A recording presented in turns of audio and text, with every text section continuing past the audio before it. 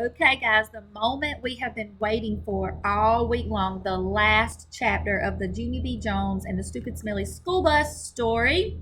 In our last chapter that we read yesterday, um, if you remember, she called 911 and the police showed up, the fire engine showed up, the man with all the keys from the school showed up because she said she had an emergency, but really she just could not get into the restroom. So the last thing that happened was that the man with all the keys, this guy, he led her into the building to go to the bathroom.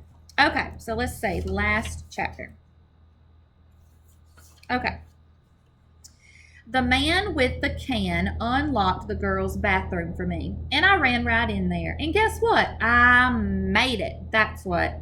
I didn't have an accident on my skirt that looks like velvet. Whew!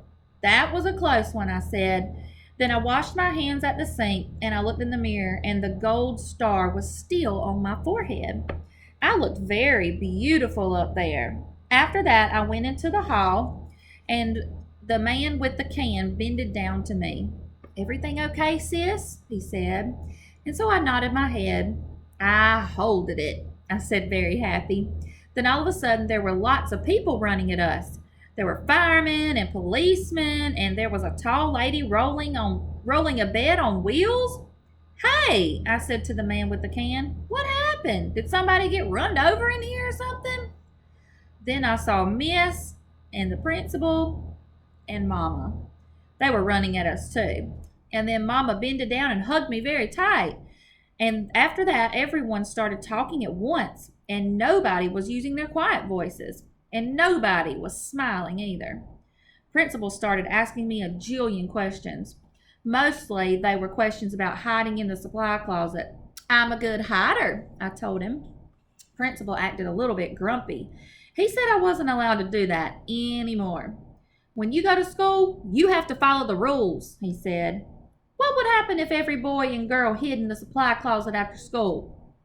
It'd be very smushy in there," I said. Then he made his eyes frowny.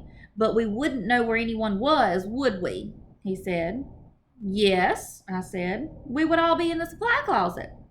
Then Principal looked up at the ceiling, and I looked up there too, but I didn't see anything again. After that, Mama looked at my Band-Aids. "Did you hurt yourself?" she asked. And so I told her all about the dangerous nurse's office. And then I showed her the nurse's purple sweater, and she made me give it back. After that, everybody started leaving. The firemen and the policemen, and also the tall lady with the bed.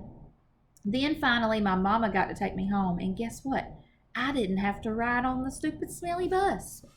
So here's the picture of the principal and Junie B's mom, and you can see on her face and the principal's face, they are not happy with her. Except the car wasn't that fun either, because Mama was grouchy and mean. Think about it. Would your mom and dad be upset with you too if you hid in the school? "I'm sorry the bus wasn't fun for you, Junie B," she said. "But what you did was very, very wrong." Sorry, lost my place. "Didn't you see all the commotion you caused? You had a lot of people very scared." "Yes, but I didn't want chocolate milk poured on my head," I explained to her. "That's not going to happen," growled Mama. "And you can't just suddenly decide for yourself not to ride the bus. Hundreds of kids ride buses every day, and if they can do it, you can too." Then my eyes got wet again. "Yeah, but there's meanies on that thing," I said all sniffly. Then Mama stopped being so growly. "What if you had a friend to ride with?" she said. "Your teacher told me there's a girl in your class who will be riding the bus for the first time tomorrow. Maybe you could sit together. Would you like that?" I made my shoulders go up and down. "Her name is Grace," said Mama.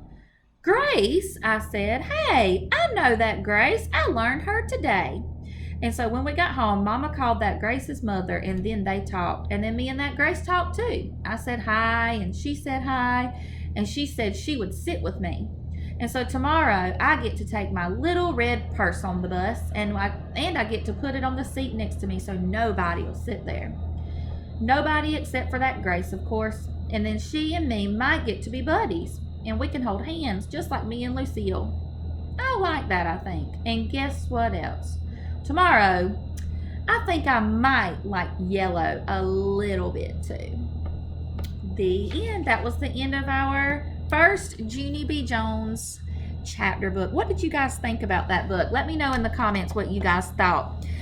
Remember, we won't have any new assignments tomorrow going out, but starting Monday, I'll start our brand new Junie B. Jones book. All right, let me know what you thought.